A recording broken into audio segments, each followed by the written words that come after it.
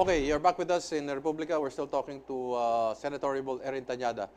One name, very recognizable with the Liberal Party, Sergio Osmeña. Well, we were hoping that he would join us, but his decision also came in late. Okay. And I heard he decided to run independent. He's running independent. He's running independent.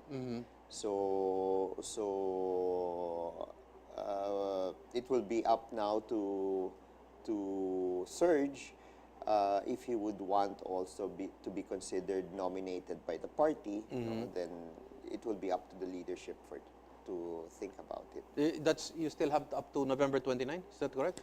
Well, officially without the CONA. Yes. He is considered independent. Okay. But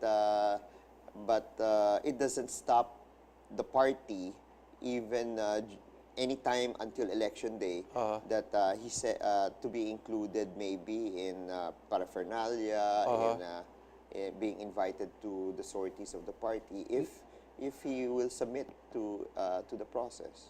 In short, the Liberal Party can always adopt him. Yes. If he wants to be adopted also. Yes. And as a matter of fact, I think it is at this point, magulo nga ngayon eh. You have Hugpo. Yes, yes.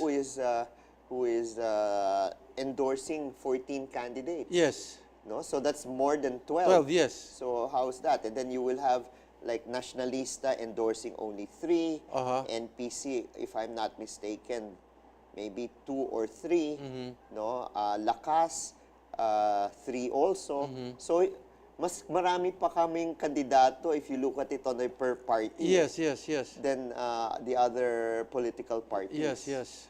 So yun ang nagiging problema ngayon. I don't know how PDP has been quiet on who their final lineup is because they haven't held any public announcement, no, with regard to their slate. Your own view, you're a lawyer. What's your own view on Coco Pimentel running for? Well, in fairness to Coco, if the COMELEC decides to, he will submit himself to the process. Okay. That's what he said. Now, if he will be disqualified, so be it. But as a lawyer, I would think that he's bound by the term. Okay. So this is my opinion. I think he should not be allowed to run for another term in Congress because that would be he'd be serving more than the required 12 years. Yes, yes. No, so that's one. So and that particular term of Migs and him, if he was not cheated, is his. Yes, yes. So that is in compliance under the Constitution. If you have 2 terms, then you are not allowed to run for a He is the PDP. He's the PDP. Okay. He is the PDP. Although I've been hearing on the ground that there are certain problems because the other PDP had issued also their CONAS. Yes, their own. Yes. So I don't know how the COMELEC will resolve it. I mentioned it to Coco a few weeks ago when we had the dinner. We saw each other. We're sitting beside each other in the party. I was telling him already to go through the legal process already, get a temporary restraining order. Yes, yes. To prevent whatever confusion it might take. Because at the end of the day, if the COMELEC does not resolve this quickly, their candidates will be considered independent. Because 2 warring factions. What will the Liberal Party be carrying into the 2019 elections? What issues do you think your group will be bringing? Well, number 1 will be the economic issues. Okay. Because clearly, people are already feeling the pinch of the inflation. And I think we'll even feel it further as we get closer to December, January, because it is projected that oil prices will be going up because it'll be cold in the Northern America, in the European countries, and China and Russia, and they'll be and the demand for oil will be more. So you can expect prices to go up. So inflation will continue to... Will it be worse towards approaching the elections also? How you see it? Well, approaching towards May, there might be a little plateau. Okay. But until the start of the campaign, I think we will still be feeling the high effects of prices. And the economy, what else? Question of wages. Okay. Especially because of the inflation. Okay. Now, people are asking, and I think this is, Eric, a legitimate question that the Senate and the House should already start tackling. Are the regional wage boards still relevant today? And should there be really different wage structures per province? Per province, okay. Or per region? Region per region. Because if you look at it, when you're hit with high oil prices, everybody gets hit. Everybody gets hit. There's no segmentation on this province, this increase only. Everybody the same. That's one. Energy, price of energy is also sometimes even more expensive in the provinces than in the Metro Manila.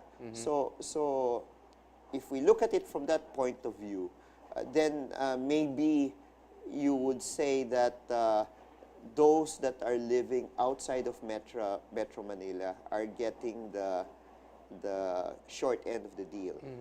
So now we have to find out where do we find the fairness in this situation?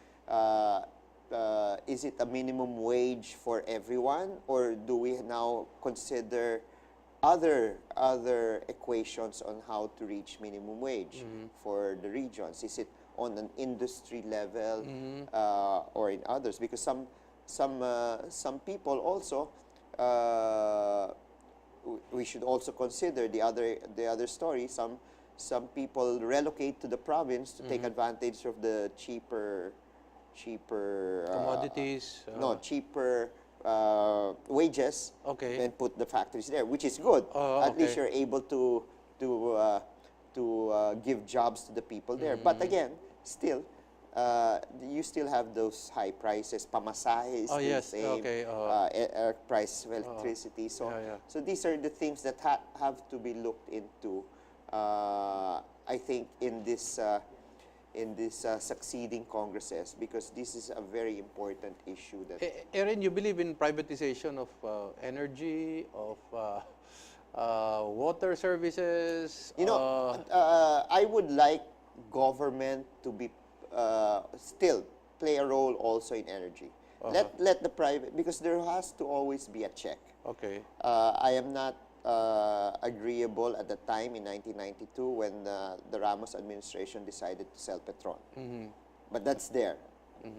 It has been done already. There's no way to unravel that and try to recover and put up our own petrol company like Indonesia and like Malaysia?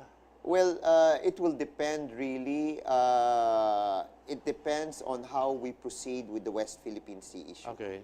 Now, if we are able to assert our rights in the West Philippine Sea issue and say that 100% that is ours, or whatever the leaders then would say, then maybe we can put up our own petroleum company. And I think that would be one of the issues that we have to face, because it seems that in the different surveys, people are not that satisfied with the current administration's handling of the West Philippine Sea. So they want a tougher stand. They want for the Philippine government to assert more its rights over it, and not necessarily kowtow to whatever China will say.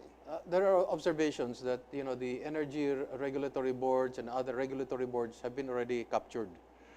So well, kailangan tignan uli, no? Whether ERC is fulfilling its mandate in trying to provide cheap energy, because we have to go back to IPIRA. I think there has to be really A review of review of IPIRA, because the promise of IPIRA was access and affordability. Yes. And it seems that it's not living to its mandate. It's been in operation already for what, 17 years, 2001?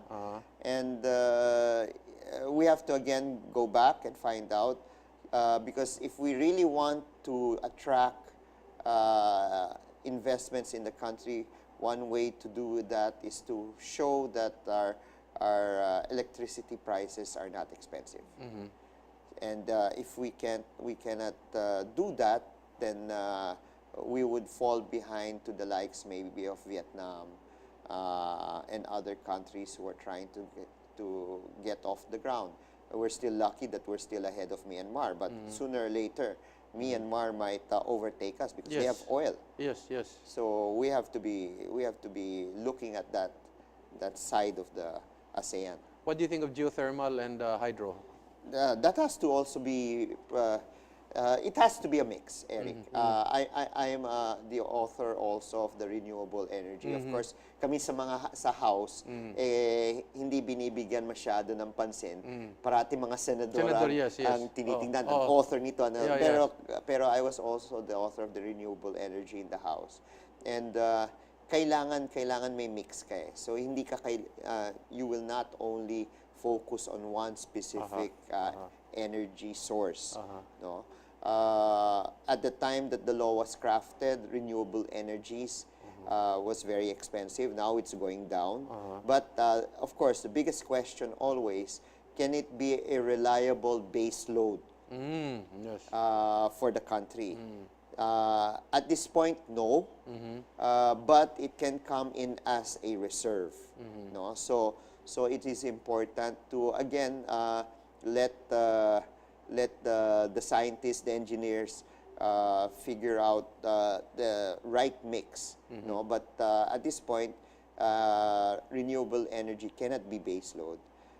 Then we will have to go to either natural gas, geothermal, coal. No? Of course, some people will argue nuclear. Yes. It's cheap but scary. I don't know if there will be a province that would want to host a nuclear plant. I know that in Bataan, the people there are against it. So the question is first to be answered, who would want to? No? So that's where we are. But again, what we should do right now is project correctly. I think the more plants we build, prices of energy will go down. What other flagships as far as the Liberal Party is concerned? Well, I've mentioned prices, I've mentioned jobs, wages, and then back to bottom-up budgeting, meaning getting the people involved. It's sad that when the administration came in, it was Secretary Jokno who announced that they're stopping it. But the views that we hear from the ground is that this is the first time that barangays are involved in deciding which projects they would need in their areas, and not limited only to the eras that are given to them by the national government. So they have additional funds to work on. So that to bring back people's participation. Again, I would want to say that if elected, outside of what I've mentioned, agriculture is also another important thing that has to be discussed. Because if we look at the solution of the government right now in fighting inflation is importation. Yes. And there's no cap. Because there's money in it, no? Yeah, I would think so. There's no cap. Yes. There's no cap to the importation. Is this really the solution? Is this the long-term solution? Short-term? How are the farmers going to react? Especially now it's harvest time, no? In all over the country. So the farmers will again be the victims here. They will feel poverty, and I think this is the question the most important question I think that the senators should now face. Okay, I'll cut you short. You can go back to that point Yes. when we return.